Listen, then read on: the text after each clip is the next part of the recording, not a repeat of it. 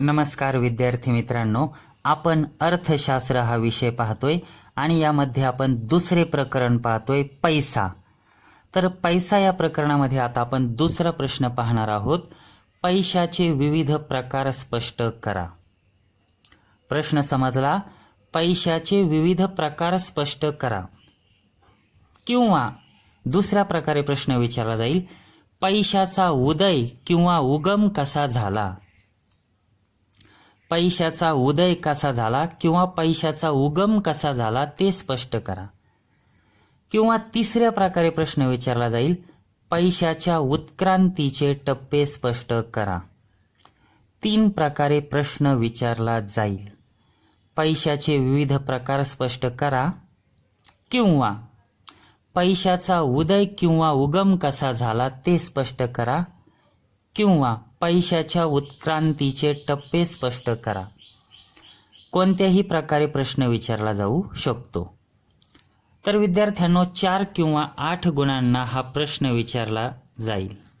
4 किंवा 8 गुणांना. प्रस्तावना पाहूया. पहा, सुरुवातीच्या काळात वस्तू विनिमय पद्धत अस्तित्वात होती. सुरुवातीच्या काळात कोणती पद्धत होती? वस्तू विनिमय पद्धत अस्तित्वात होती. परंतु कालांतराने वस्तू विनिमय पद्धतीमध्ये अनेक दोष निर्माण झाले होते. काल आपण दोष पाहिले. वस्तू विनिमय पद्धतीमध्ये काय झालं होतं? कालांतराने म्हणजे काही वर्षांनंतर, काही काळानंतर वस्तू विनिमय पद्धतीत अनेक दोष निर्माण झाले होते व त्यातूनच पुढे पैशाचा उदय झाला. आता पैशाचे प्रकार पहा. पहिला प्रकार आहे विद्यार्थ्यांनो वस्तू पैसा. आता सुरुवातीला विद्यार्थ्यांनो काय होतं? वस्तू विनिमय पद्धत होती. बरोबर. सर्वात सुरुवातीला काय होतं? वस्तू विनिमय पद्धत. पण वस्तू विनिमय पद्धतीत काय झालं? अनेक दोष, अनेक त्रुटी, अनेक अडचणी निर्माण झाल्या आणि त्यातून पुढे पैशाचा उदय झाला. आता सगळ्यात पहिला पैसा कोणता होता? पहा, वस्तू पैसा. पहा, मानवी विकासाच्या प्राथमिक अवस्थेत गहू, बाजरी, ज्वारी, तांदूळ, जनावरे, हस्तिदंत म्हणजे हत्तीचा दात, शिंपले, कवड्या इत्यादी वस्तूंचा पैसा म्हणून वापर केला जात होता. कधी? मानवी विकासाच्या प्राथमिक अवस्थेत, अतिशय प्राचीन काळात. म्हणजे तेव्हा काय? गहू, बाजरी, ज्वारी, तांदूळ, जनावरे, हस्तिदंत, शिंपले, कवड्या इत्यादी वस्तूंचा काय? पैसा म्हणून वापर केला जात होता. वस्तू पैसा हा वेगवेगळ्या घटकांवर अवलंबून होता. म्हणजे काय? उदाहरणार्थ, थंड प्रदेशातील लोक प्राण्यांची कातडी व लोकर याचा पैसा म्हणून वापर करत होते. थंड प्रदेशातील लोक कशाचा पैसा म्हणून वापर करायचे? प्राण्यांची कातडी व लोकर. प्राण्यांची कातडी व लोकर याचा पैसा म्हणून वापर करत होते. तर समुद्र किनारी राहणारे लोक शिंपले असतील, कवड्या असेल याचा पैसा म्हणून वापर करत होते. विद्यार्थ्यांनो, पैशाचा दुसरा प्रकार आहे धातू पैसा. धातू पैसा म्हणजेच धातूंची नाणी. दुसरा पैशाचा प्रकार आहे कोणता? धातू पैसा किंवा धातूंची नाणी. आता व्याख्या पहा विद्यार्थ्यांना. धातूंपासून तयार केलेला पैसा म्हणजे धातू पैसा होय. धातूंपासून तयार केलेला पैसा म्हणजेच काय? धातू पैसा होय. आणि धातूंची नाणी म्हणजे काय? धातूंपासून तयार केलेली नाणी. धातूंपासून तयार केलेली नाणी म्हणजेच धातूंची नाणी होय. आता पहा विद्यार्थ्यांनो, पूर्वीच्या काळी सोने, चांदी, तांबे, पितळ इत्यादी धातूंचे तुकडे करून त्याचा पैसा म्हणून वापर केला जात असे. छत्रपती शिवाजी महाराजांचा काळ असेल तर छत्रपती शिवाजी महाराजांच्या काळामध्ये काय? सोने, चांदी, तांबे, पितळ इत्यादी धातूंचे तुकडे करून त्याचा पैसा म्हणून वापर केला जात असे. बरोबर. तर धातूंपासून तयार केलेली नाणी म्हणजे काय? धातूंची नाणी. आज भारत सरकार म्हणजे केंद्र सरकार, भारत सरकारकडून तयार केली जाणारी सर्व नाणी म्हणजे धातूंची नाणी होय. उदाहरणार्थ 50 पैसे, 1 रुपयाचं नाणं, 2 रुपयाचे नाणे, 5 रुपयाचे नाणे, 10 रुपयाचे नाणे इत्यादी. थोडक्यात नाणे निर्मिती कोण तयार करतं? तुम्ही ठोकळे म्हणता ना, ते म्हणजे नाणे निर्मितीचं काम भारत सरकार करते. भारत सरकार म्हणजे केंद्र सरकार करते.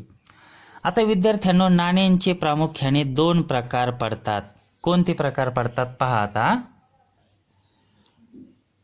नाण्यांचे किती प्रकार पडतात? 2. पहिला आहे पूर्ण वजनाची नाणी किंवा प्रमाणित नाणी. पहिला प्रकार कोणता आहे? पूर्ण वजनाची नाणी किंवा प्रमाणित नाणी. आणि दुसरा प्रकार आहे गौण नाणी किंवा लाक्षणिक नाणी. गौण म्हणजेच लाक्षणिक. आता पहिला प्रकार पाहू आपण, पूर्ण वजनाची किंवा प्रमाणित नाणी म्हणजे काय पहा.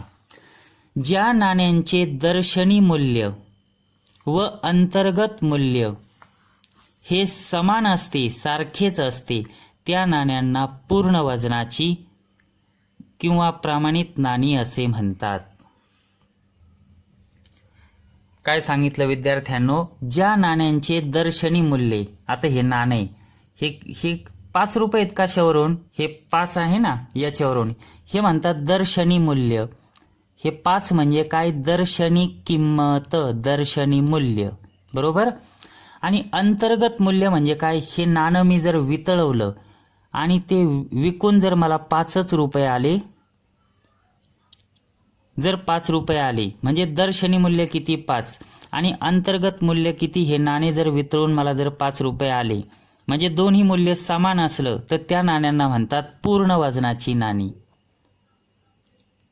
परंतु हे नाणं वितळून विकल्यानंतर 5 रुपये कोणी देणार नाही, एक कानामागे देईल, मिळेल आपल्या. समजलं ना? बरं पहा, व्याख्या पहा आता आपली. ज्या नाण्यांचे दर्शनी मूल्य व अंतर्गत मूल्य हे सारखेच असते, समान असते. ज्या नाण्यांचे दर्शनी मूल्य व अंतर्गत मूल्य हे समान असते, सारखेच असते, त्या नाण्यांना पूर्ण वजनाची किंवा प्रमाणित नाणी असे म्हणतात. आता म्हणजेच काय? या नाण्यावर छापलेली दर्शनी किंमत, आता दाखवलं ना तुम्हाला, व ते नाणे वितळून विकल्यानंतर मिळणारी किंमत ही जेव्हा सारखीच असते, नाण्यावर छापलेली किंमत आणि ते नाणे वितळून विकल्यानंतर मिळणारी किंमत ही जेव्हा सारखीच असते ना, तेव्हा त्या नाण्यांना पूर्ण वजनाची किंवा प्रमाणित नाणी असे म्हणतात. छत्रपती शिवाजी महाराजांच्या काळामध्ये अशी नाणी अस्तित्वात होती. राजे महाराजांच्या म्हणजे कधी? छत्रपती शिवाजी महाराजांच्या काळात सुद्धा अशी नाणी अस्तित्वात होती. सध्या नाही आहेत अस्तित्वात. आता दुसरा प्रकार त्यातला आहे गौण नाणी किंवा लाक्षणिक नाणी. आता हे आहे ना, हे आहे गौण नाणं, गौण नाणी किंवा लाक्षणिक नाणे आहे. आता म्हणजे काय पहा. ज्या नाण्यांचे दर्शनी मूल्य हे अंतर्गत मूल्यापेक्षा जास्त असते, ज्या नाण्यांची दर्शनी किंमत ही अंतर्गत किमतीपेक्षा जास्त असते, त्या नाण्याला गौण नाणी किंवा लाक्षणिक नाणी असे म्हणतात. म्हणजे काय? नाण्यावर छापलेली दर्शनी किंमत, हे बघा, हे 5 रुपये, व ते नाणे वितळून विकल्यानंतर मिळणाऱ्या किमतीपेक्षा जास्त असेल. हे नाणं जर वितळून आपण विकण्याचा प्रयत्न केला तर 1 पैसाही मिळणार नाही. म्हणजे नाण्यावर छापलेली दर्शनी किंमत ते नाणे वितळून विकल्यानंतर मिळणाऱ्या किमतीपेक्षा जास्त असेल तर त्याला म्हणतात गौण नाणी किंवा लाक्षणिक नाणी. हे 5 रुपयाचं नाणं पहा, दर्शनी किंमत किती आहे? 5 रुपये. बरोबर. आणि हे नाणं वितळून विकल्यानंतर 1 पैसा पण मिळणार नाही. म्हणजे दर्शनी किंमत ही नाणं वितळून विकल्यानंतर मिळणाऱ्या किमतीपेक्षा जास्त असेल तर त्याला म्हणतात गौण नाणी किंवा लाक्षणिक नाणी. भारतातील सद्यस्थितीतील सर्व नाणी म्हणजे 50 पैसे, 1 रुपया, 2 रुपये, 5 रुपये, 10 रुपये सर्व नाणी म्हणजे गौण नाणी किंवा लाक्षणिक नाणी आहेत. पुढचा पैशाचा प्रकार आहे कागदी चलन किंवा कागदी नोटा. हे पहा विद्यार्थ्यांनो, याला म्हणतात कागदी चलन किंवा कागदी नोटा. दर्शनी किंमत किती आहे? 500 रुपये. बर,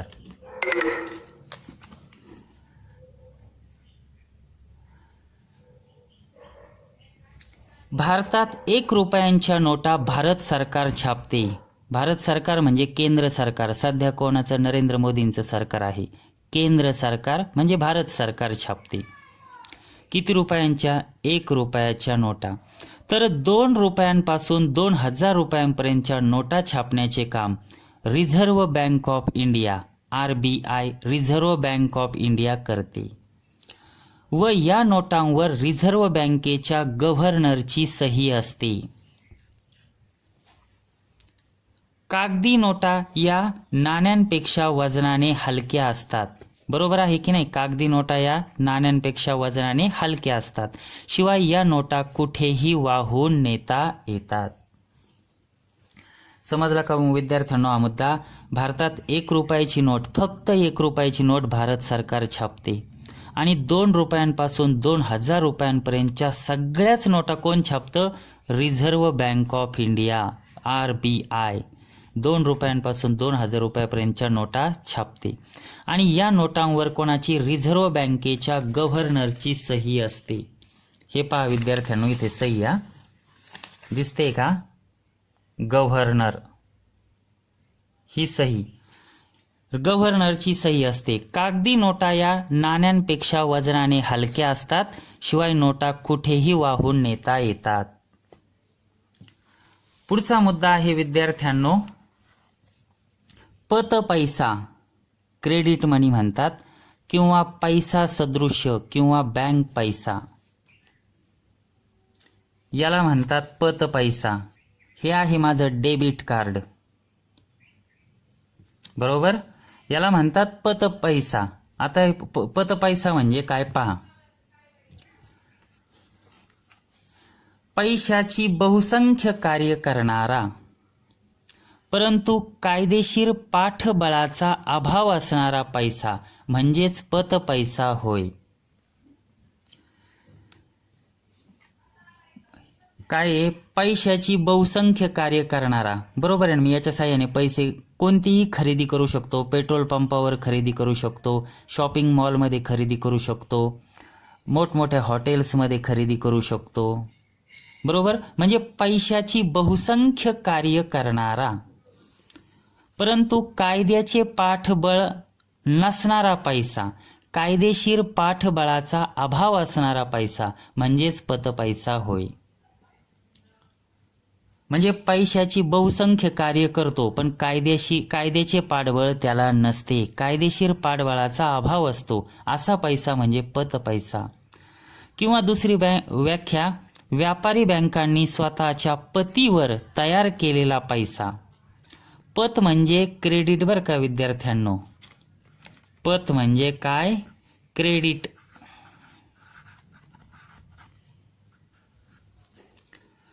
व्यापारी बँकांनी स्वतःच्या पतीवर, पत म्हणजे क्रेडिटवर तयार केलेला पैसा म्हणजेच पतपैसा होय. उदाहरणार्थ चेक. चेक माहिती आहे तुम्हाला? चेकला म्हणतात धनादेश. चेक म्हणजेच धनादेश. डिमांड ड्राफ्ट DD म्हणतात. क्रेडिट कार्ड, डेबिट कार्ड इत्यादी. हे माझं डेबिट कार्ड आहे हा विद्यार्थ्यांनो. काय सांगितलं? चेक असेल, चेक म्हणजे धनादेश, डिमांड ड्राफ्ट म्हणजे DD, credit card, debit card म्हणजे पतपैसा होय. पुढचा प्रकार आहे प्लॅस्टिक पैसा. पहा विद्यार्थ्यांनो, याला पण प्लॅस्टिक पैसा म्हणतात. याला पण प्लॅस्टिक पैसा म्हणतात. सध्या आपण क्रेडिट कार्ड, डेबिट कार्ड, उदाहरणार्थ ATM, master card, visa card इत्यादी. ATM जे असतं ना ते आपलं क्रेडिट कार्डही असू शकतं किंवा डेबिट कार्डही असू शकतं. हे जे मास्टर कार्ड असेल, कार्डाला नाव आहेत ते मास्टर कार्ड, व्हिसा, हे पण क्रेडिट कार्डही असू शकतं किंवा डेबिट कार्डही असू शकतं. यालाच प्लास्टिक पैसा असे म्हणतात. प्लास्टिक पैसा हा जवळ बाळगणे सोपे असते. प्लास्टिक पैसा काय? हा जवळ बाळगणे सोपे असते. प्लास्टिक पैसा हा फाटला, हरवला किंवा गहाळ झाला तरी आपली बँकेत रक्कम सुरक्षित राहते. बरोबर आहे की नाही? माझं ATM नाही तर फाटलं, हरवलं, खराब झालं, चेक हरवला तरी बँकेत आपली रक्कम काय सुरक्षित राहते. तसेच प्लास्टिक पैशाने आपल्याला कोट्यवधींचे व्यवहारही करता येतात. पुढचा पैशाचा प्रकार आहे विधिग्राह्य पैसा व अविधिग्राह्य पैसा. विधिग्राह्य म्हणजे कायद्याचे पाठबळ, कायदेशीर पैसा.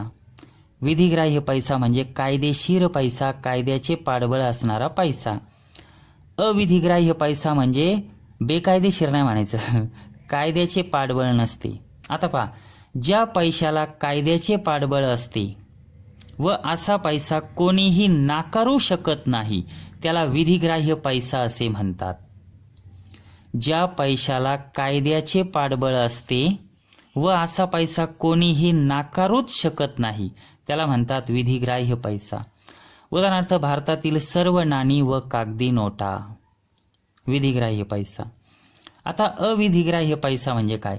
ज्या पैशाला कायद्याचे पाठबळ नसते, ज्या पैशाला कायद्याचे पाठबळ नसते व असा पैसा स्वीकारणे बंधनकारक नसते, म्हणजे असा पैसा आपण नाकारू पण शकतो, त्याला अविधिग्राह्य पैसा असे म्हणतात. उदाहरणार्थ cheque, demand draft, credit card, debit card इत्यादी. तुम्ही जर एखाद्याला पैसे दिलेले असतील किंवा तुम्हाला कोणाकडून पैसे येणं असतील आणि तुम्हाला जर त्याने कागदी नोटा दिल्या 2000च्या, 500च्या, 100च्या, तर तुम्ही नाकारू शकत नाही. विधिग्राह्य पैसा तुम्ही नाकारू शकत नाही. पण तुम्हाला एखाद्याकडून पैसे येणं असेल, तो तुम्हाला चेक देत असेल तर तुम्ही चेक नाकारू शकता, डिमांड ड्राफ्ट नाकारू शकता, क्रेडिट कार्ड, डेबिट कार्डही नाकारू शकता. याला म्हणतात अविधिग्राह्य पैसा. शेवटचा प्रकार आहे प्रत्यक्ष पैसा व हिशोब पैसा. ज्या पैशाने सर्व व्यवहार होतात त्याला प्रत्यक्ष पैसा असे म्हणतात. ज्या पैशाने काय सर्व व्यवहार होतात त्याला म्हणतात प्रत्यक्ष पैसा. उदाहरणार्थ भारतातील सर्व नाणी व कागदी नोटा. भारतात नाणी व कागदी नोटा याच्यातच व्यवहार होतात ना. आता हिशोब पैसा म्हणजे काय? ज्या पैशात हिशोब ठेवता येतो, ज्या पैशामध्ये हिशोब ठेवला जातो त्याला म्हणतात हिशोब पैसा. उदाहरणार्थ भारतामध्ये रुपया, इंग्लंडमध्ये पाऊंड, अमेरिकेमध्ये डॉलर इत्यादी. भारतात कशामध्ये हिशोब ठेवतात? रुपयामध्ये. इंग्लंडमध्ये पाऊंडमध्ये हिशोब ठेवतात, अमेरिकेमध्ये डॉलरमध्ये. ठीक आहे विद्यार्थ्यांनो, आपला प्रश्न संपला. धन्यवाद.